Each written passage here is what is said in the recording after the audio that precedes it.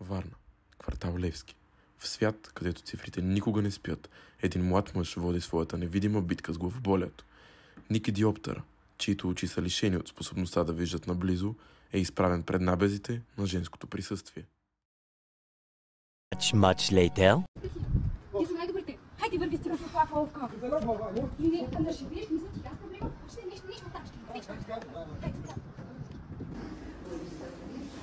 Ти какво гледаш? И без ти нищо не виждаш, нали зато и сме дошли?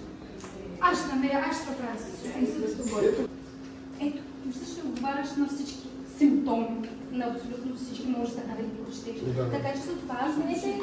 Здравейте, господин Готов. Здравейте, заповядайте. Оплаква се постоянно, че не вижда. Казва, да, аз съм не била проблема, аз съм не напрягала, но според мен има нещо така. Нас чакато ни падна главата. И те мислят само с другата. Главата, да опира челото и бъдичката. Точно така.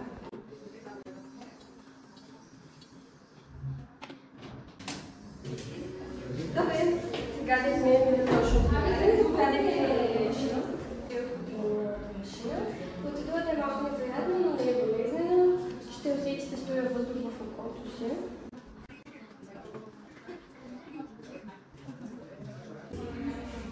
Така, сега и другото око ще направим. In seconds later.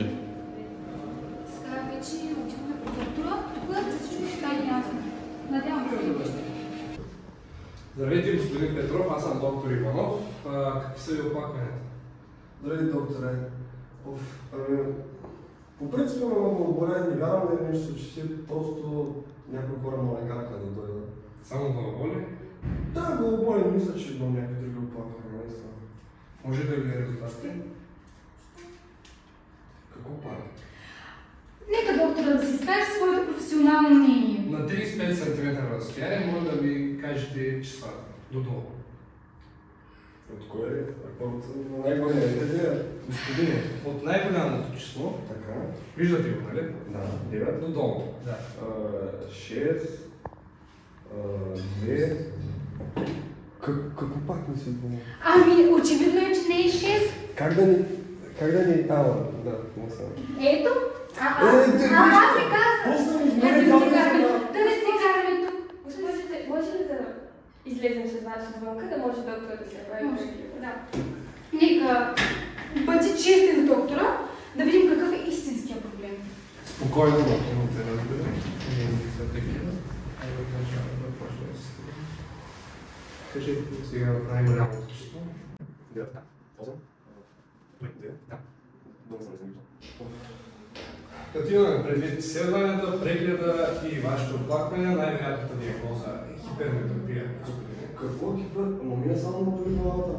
Главата, но Аз сега просто много изморим, наистина не виждам, защото иначе няма проблем. виждате надалеко, но отблизо имате затруднения, защото вашите очи се опитват да фокусират, но не става. И затова ви боли главата.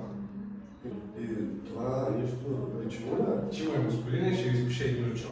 След изследване на биомикроскоп, заведоха Ники на субективна рефрактометрия.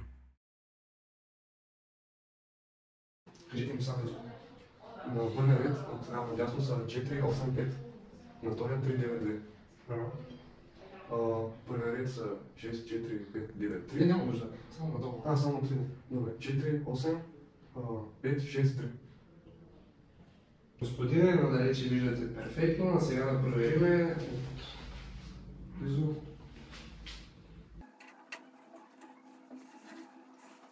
За дясното око. Да. Първия ред е само F, D и E. Изписани на дългото. На втория? На втория са... много затруднения. Сега? И сега Няма никога. няма. Сега? Сега са добре. Виждате? О, сега виждам наистина много добре. Много добре, намерихме диоптъра за вас.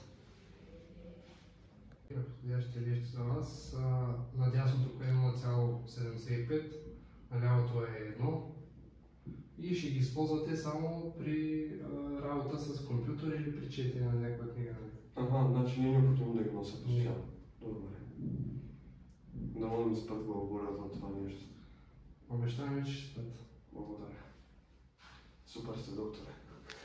3 days later.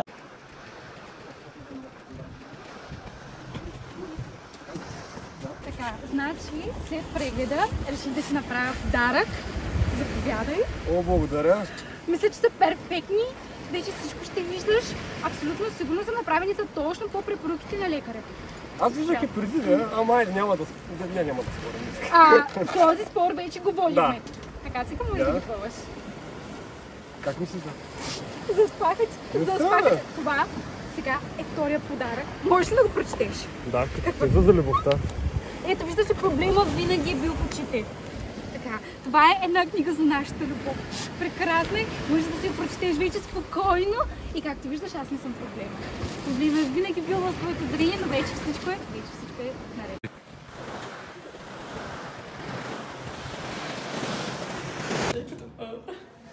Така. Беше, личи му ли? Да.